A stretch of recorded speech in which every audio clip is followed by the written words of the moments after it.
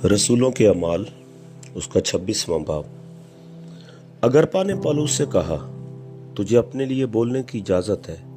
पौलुस हाथ बढ़ाकर अपना जवाब यूं पेश करने लगा कि ए अगरपा बादशाह, जितनी बातों की यहूदी मुझ पर नालिश करते हैं, आज तेरे सामने उनकी जवाबदही करना अपनी खुश नसीबी जानता हूँ, खासकर इसलिए कि तू यहूदियों की सब रस्मों और मसलों से वाकिफ है। बस मैं मिन्नत करता हूँ कि तहम्मुल से मेरी सुन ले। सब यहूदी जानते हैं कि अपनी कौम के दरमियान और यरूशलेम में शुरू जवानी से मेरा चाल चलन कैसा रहा है, चूंकि वो शुरू से मुझे जानते हैं।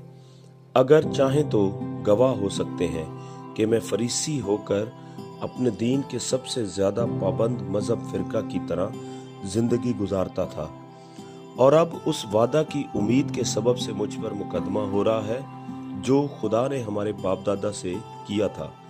उसी वादा के पूरा होने की उम्मीद पर हमारे 12 के 12 कबीले दिलो जान से रात दिन इबादत किया करते हैं। इसी उम्मीद के सबब से ए बादशाह, यहूदी मुझ पर नालिश करते हैं।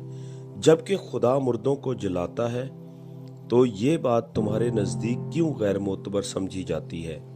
मैंने भी समझा था कि यीशु नासरी के नाम की तरह तरह से मुखालफत करना मुझ पर फर्ज है।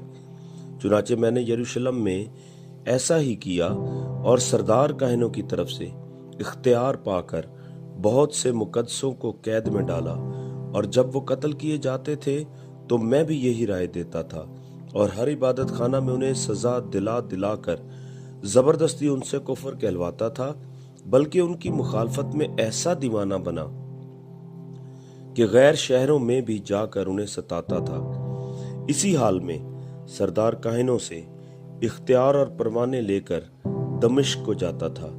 तो ए बादशाह, मैंने दोपहर के वक्त राह में ये देखा कि सूरज के नूर से ज्यादा एक नूर आसमान से मेरे और मेरे हम सफरों के गिरदा गिर्द आ चमका। जब हम सब जमीन पर गिर पड़े तो मैंने इब्रानी जुबान में ये आवाज सुनी कि ए साउल, तू मुझे क्यों सताता है? पैने की आर पर लात मारना तेरे लिए मुश्किल है। मैंने कहा, ए खुदावन, तू कौन है? खुदावन ने फरमाया, मैं यस्सु हूं जिसे तू सताता है।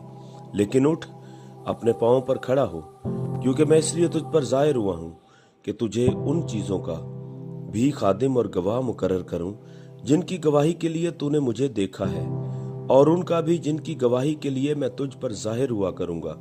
और मैं तुझे इस उम्मत और गैर कौमों से बचाता रहूंगा जिनके पास तुझे इसलिए भेजता हूं कि तू इनकी आंखें खोल दे, ताकि अंधेरे से रोशनी की तरफ और शैतान के इख्तियार से खुदा की तरफ रजू लाए, और मुझ पर ईमान लाने के बायस गुनाहों की माफी और मुकद्दसों में शरीक होकर मीरास पाएं।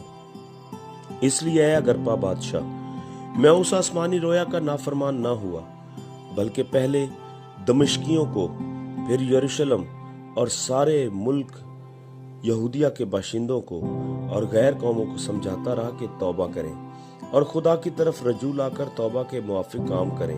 इन्हीं बातों के सबब से यहूदियों ने मुझे हैकल में पकड़कर मार डालने की कोशिश की, लेकिन खुदा की मदद से मैं आज तक कायम हूँ और छोटे बड़े के सामने गवाही देता हूँ, और इन बातों के सिवा कुछ नहीं कहता जिनकी पेशन गोई नबियों और मूसा ने भी की है, कि मसीह को दुख उठाना जरूर है, और सबसे पहले वही मुर्दों में से जिंदा होकर इस उम्मत को और गैर कौमों को भी नूर का इश्तिहार देगा।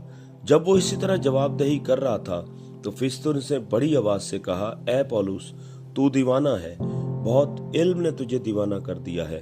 पौलुस ने कहा, ए फिस्तुस बहादुर, मैं दीवाना नहीं बल्कि सच्चाई और होशियारी की बातें कहता हूँ। चुनाचे बादशाह, जिससे मैं दलेराना कलाम करता हूँ, ये बातें जानता है, और मुझे यकीन है कि इन बातों में से कोई उसे छुपी नहीं, क्योंकि ये माजरा कहीं कोने में नहीं हुआ। ए अगरपा बादशाह, क्या तू नबियों का यकीन करता है? मैं जानता हूँ कि तू यकीन करता है। अगरपा ने पौलुस से कहा, तू तो थोड़ी ही सी नसीहत करके मुझे मसीही कर लेना चाहता है। पौलुस ने कहा, मैं तो खुदा से चाहता हूँ कि थोड़ी नसीहत से या बहुत से, सिर्फ तू ही नहीं बल्कि जितने लोग आज मेरी सुनते हैं मेरी मानिंद हो जाएं, सिवा इन जंजीरों के। तब बादशाह और हाकिम और बरनीके और उनके हमनशीन उठ खड़े हुए और अलग जाकर एक दूसरे से बातें करने और कहने लगे कि यह आदमी ऐसा तो कुछ नहीं करता जो कत्ल या कैद के लायक हो। अगरपा ने फेस्तुस से कहा कि अगर यह आदमी कैसर के यहाँ अपील न करता तो छूट सकता था। आमीन।